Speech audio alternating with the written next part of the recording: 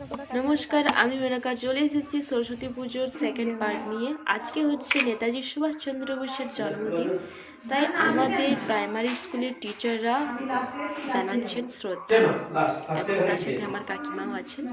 একে একে সমস্ত টিচার নেতাজি সুভাষচন্দ্র বসুকে পুষ্প দিয়ে শ্রদ্ধা জানাচ্ছিলেন। আমি এতটাই মত্ত হয়ে গেছি দেখতে যে আমি এদিকে লক্ষ্য করিনি যে আমার ফোনের ক্যামেরাটা কোন দিকে আমি ঘুরিয়ে ফেলেছি।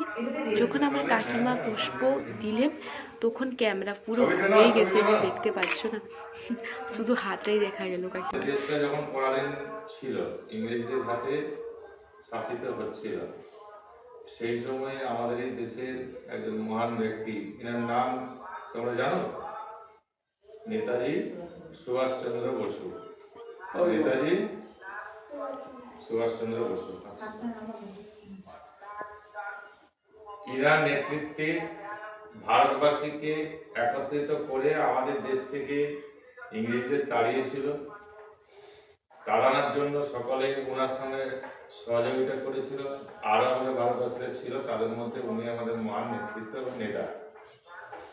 আজকে আমরা যে ভারতবর্ষে স্বাধীনভাবে বসবাস করছি, একমাত্র ওনাদেরই অবদান আছে।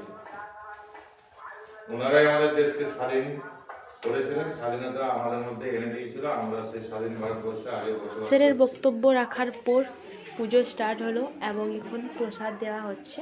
ভিডিওটা ভালো লেগে থাকলে লাইক করে দিও।